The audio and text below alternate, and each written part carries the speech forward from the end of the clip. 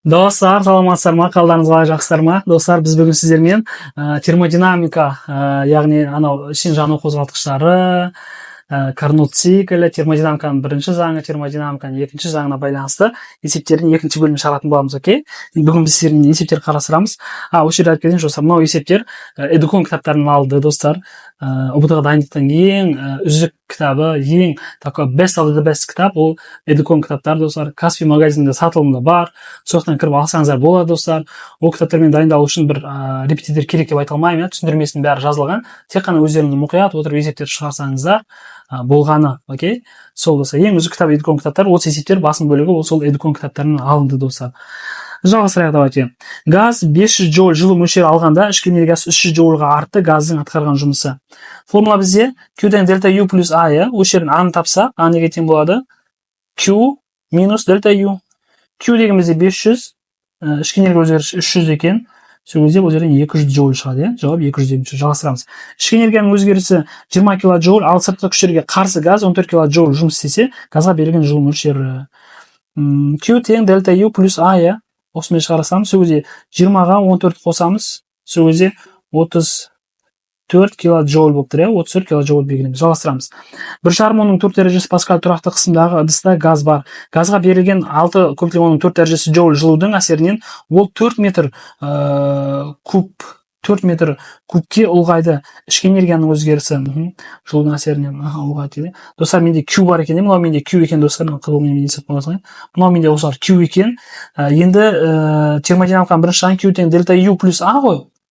Осы жерде мен дельта U-ды тапсам, ол менде Q минус A, ал енді A жоқ қой, достар, A-ны қайта тапсам болады. P дельта V деп тауып алсам болады, P деген менде, достар, 1,5 көптің 10-ның 4 дәрежесі. Көлемінде қаншасы 4 болды, өлеміз. Сол кезде 6 көптің 10-ның 4 дәрежесі деген сөз. Мына жерге әкеліп қойсам, Q 6 10-ның 4 дәрежесі, жұмыс та 6 10-ның 4 дәрежесі, достар. Демек, ішкі энергия 0 болып тұр ғой, Ішкі энергия 0 болса, бұл қандай процесс деген сөз, достар? Изотермалық процесс деген сөз, Т конст деген сөз, достар. Яғни бұл процесс бізде изотермалық процесс екен, хорошо, өйткені ішкі энергия өзгерісі 0 шықты. Жалғастырамыз. Изотермалық сығылудан кейін ортаға 200 джоуль жылу берілгенде атқарылған жұмысты анықтаңыз. Так. Изотермалық сығылу. Изотермада бізде Q тең дельта U, Q тең A. Потому что изотермада ішкі энергия өзгерісі 0-ге тең ғой. Сығылу дейма, демек жұмыс бізде минус, Атқарылған жұмыс табыңыз дейді. A тең, сол кезде бізде минус Q болады, достар. Хорошо? Сол кезде минус 200 джоуль деген сөз. Сығылу болса болды, достар, онда минус джоуль минус жұмыс деген сөз, жұмыстың мәні минус деген сөз. Біз сабақтарда түсіндірді оны, не екен. Изохорлық қыздыру кезінде ішкі энергия 400 джоульға артқанда газдың атқаратын жұмысы. Достар, изохора дейма, изохорлық процесс кезде бізге A 0-ге тең, бұл есеп шығарып керек емес, достар. Изохорада қандай энергия алады, қандай жол мөлшерін алады, ол маңызды емес, жұмысы 0-ге тең, хорошо? Газ адиабаталық жолмен ұлғайғанда 400 джоуль жұмыс істеді, оның ішкі энергиясының өзгерісі ұлғайғанда де. Адиабатада, достар, бізде Q тең 0-ге тең еді. Термодинамиканың бірінші заңы дельта U тең минус A еді. Сол кезде ұлғайғанда, сол кезде минус 400 джоуль болып тұр, Ішкі энергия демек 400 джоульға кемейді деген сөз минус болса. Жалғастырамыз. Идеал жылу двигателі қыздырғыштан 1,5 мегаджоуль жылу алып, тоңазытқышқа 0,5 мегаджоуль жылу береді. Двигательдің пәкі. Окей. Мынау қыздырғыштыққа Q1 болып тұр, Мынау бізде Q2 болып тұр. Сол кезде пәк тапсақ, бізде Q1 минус Q2 бөлінген Q1, Q1 деген менде 1,5 минус 0,5 бөлінген 1,5, Сол кезде мияқтан қанша болып тұр? 1 бөлінген 1,5, қанша деген сөз болды? 1 бөлу 0,66, достар, 0,66, яғни 66-да 6% деген сөз, пайыз түрінде бұл, окей? Осындай жауап екен. Жалғастырамыз. Идеал жылу машинасында қыздырғыштың абсолют температурасы салқындатқыш температурасынан 4 есе көп болса, онда оның пәкі. Достар, бізде Т1 тең 4Т болса, Т2 тең Т екен, Көрдіңіз, қыздырғыш үлкен деп тұр ғой, 4 есе, окей? Сол кезде пәкті табыңыз деп тұр. Карнот циклінің формасын жазамыз, Т1 минус Т2 бөлінген Т1, Сол кезде Т1-ға 4Т-ні қойсам, Т2-ге Т-ні қойсам, меқа 4Т-ні қойсам, сол кезде 3Т бөлінген 4Т, Т мен Т қысқарып, сөзі 0,75 деген сөз, 0,75, яғни 75% деген сөз, окей, пайыз түрінде. Осыны белгілейміз, жалғастырамыз.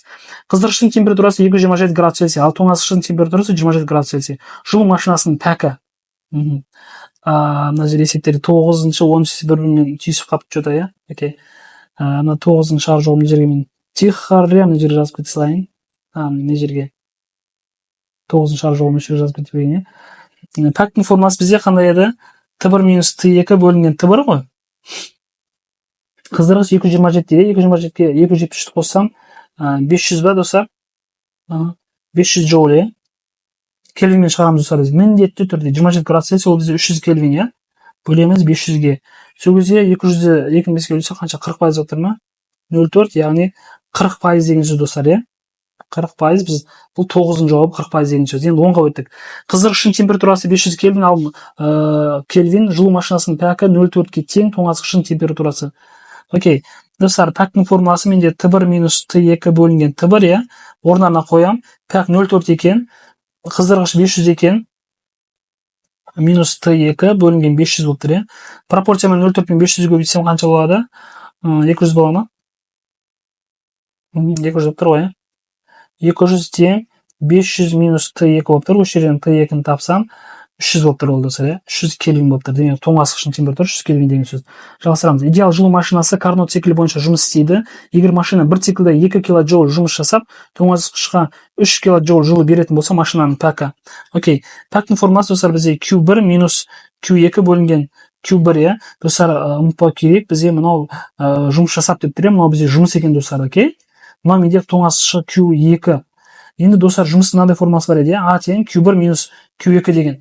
Осы жерден Q1-ді тапсам, ол менде А плюс Q2 деген сөз, иә. Сол кезде Q1 екеуін қоссам, 2 3 қоссам 5, иә. Q1 ол менде 5 килоджоуль деген сөз достар. Осыған мұқият назар аудару керек. 5 минус 3 бөлінген 5 болып тұр да, сол кезде бұл жерден 0,4 шығып тұр достар. 0,4 яғни 40% деген сөз, хорошо? 40% деген сөз. Жалғастырамыз. Идеал жылу машинасында қыздырғыштың абсолют температурасы салқындатқыш температурасының 5 есе көп. Окей. Пәкті тауып алайын, иә. Егер қыздырғыштың достар, бірінші пәкті тауып алсам, иә, это тең Т1 минус Т2 бөлінген Т1 ғой. Енді достар, 5 есе көп десе, яғни достар, қараңыздар, мен Т1-дікін былай жазамын, 5Т минус Т бөлінген 5Т деп жаздым. Достар, түсінікті деп ойлаймын, иә. Окей. Т2-ні Т дедім да, Т1-дікін 5 жүрген болса 5Т деп жазып кеттім. Осы жерден, в общем, 5Т-дан тыназысам 0,4, 0,4-ті 5-ке бөлсем қанша болады? 0,8 болып тұр, иә. 0,8 болып тұр, яғни 80% деген сөз ғой. Енді достар, екінші бір пәктің формуласы бар еді, естеріңізде болса, А бөлінген Q1 деген, иә. Как раз мынау менде Q1, осы жерде мен А-ны тапсам, екеуі көбейтіледі ғой, это көбейтілген Q1, иә. Сол кезде 0,8 көбейтілген 150. Сол кезде қанша болады достар? 0,8 көбейту 150 тең, 120 болып тұр достар. 120 килоджоуль болады достар. Біз киломен шығады. Сол кезде газды жасаған жұмыс қанша екен? 120 килоджоуль екен, хорошо? Идеал газ поршнемен сығады, әрі қыздырады. Егер газдың көлемі 10 есе азайып, ал қысымы 14 есе артса, оның ішкі энергиясы дейді. Идеал газды поршнемен сығады, әрі қыздырады. Егер газдың көлемі 10 есе азайып, ал қысымы 14 есе артса, оның ішкі энергиясы дейді. Окей, достар, ішкі энергияның дельта U тең U2 минус U1 десем да, өзгеріс солай ғой. U1 деген достар, менде былай тапсам оны ше.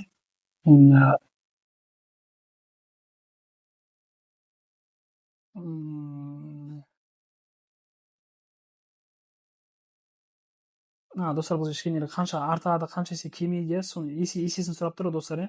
Олай болса, олардың соотношениесін табу керек екен ғой. Окей. Мен бірінші жағдаймен табайын, иә. Бір атомды газ деп ала салайын, мысалы, окей. PV деп жазсам болады ғой ішкі энергиясын. Сол кезде бірінші жағдайда осындай болған. Екінші жағдайда не дейді? Газдың көлемі 10 есе азайып, ал қысымы 14 есе артса дейді, иә. 3 бөлінген 2, көлемі қысымы 14 есе артқан, иә. 14 пи, көлемі 10 есе азайған, иә. Сол кезде мына жерден қанша болып тұр? 3 бөлінген 2, 1.4 PV болып тұр ғой, иә. Енді екеуінің қатынасы достар, екеуін бір-біріне бөліп жіберсем, сол кезде екіншісінде 1.4 есе артып тұр ғой, иә. Мына екеуін салыстырсам, мына екеуінің айырмашылығы 1.4-ке көбейтіліп тұр тек қана, иә. 1.4-ке көбейтіліп тұр ма, демек 1.4 есе артып жатыр деген сөз. Пайыз түрінде 1.4 деген 140% да. Басқа 100% болады ғой. 140%, яғни 40%-ға артты деген сөз ол, хорошо? 40%-ға артты деген жауапты белгілейміз. Жалғастырамыз. 227 градус Цельсий температурадағы масса 8 грамм гелийдің ішкі энергиясы. Гелий бізде достар бір атомды газ, соған назар аудару керек. 3 бөлінген 2, масса бөлінген молекула масса RT. Орнына қоямыз. 3 бөлінген 2, масса бізде 8 грамм, иә. Грамммен кетті, анау маляр массасында 4 деп жазайын, достар, оны минус үшін жазбаймын, иә. Өйткені грамммен алып жатырмын, 8,31. Температура 227 градус Цельсия, ол бізде 500 кельвин, иә. 500. Есептейміз енді, достар. 1,5 көбейту 8,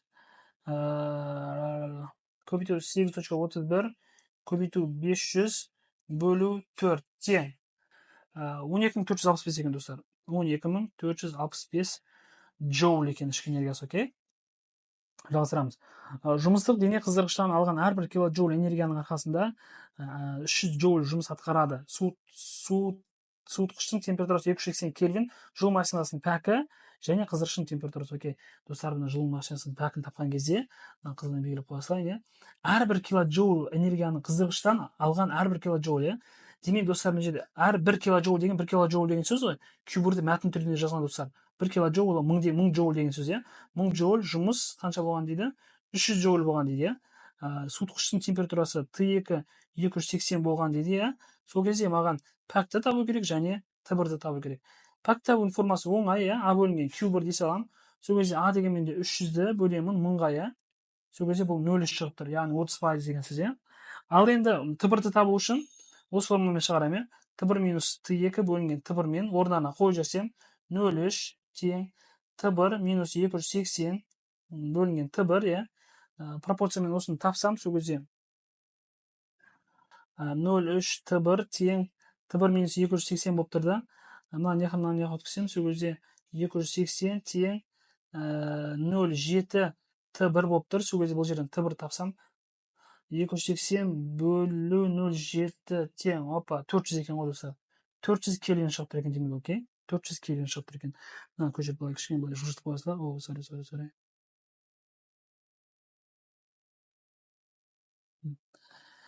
Так, енді көппен жазып қосылады. Жалғастырайық. Болаттан жасалған температурасы 10 градус Цельсия баллонды массасы 1,6 килограмм гелий бар. Егер оның температурасы 50 градус Цельсияға дейін жоғарылатсақ, ішкі энергиясы 50 градус Цельсияға дейін жоғарылатсақ деп тұр, ішкі энергиясы. Ішкі энергияның формуласы U тең гелий дедім бұл жерде, достар. Гелий бізде бір атомда, 3 бөлінген 2, масса бөлінген малярлық масса RT дейміз да. 3 бөлінген 2, масса менде ол қанша? 1,6. Малярлық масса 4, оның минус 3 дәрежесі, R 8,31. Көбейтілген температура 50 градус Цельсия, ол бізде кельвинге алса 270 қосамыз, иә. 323 екен.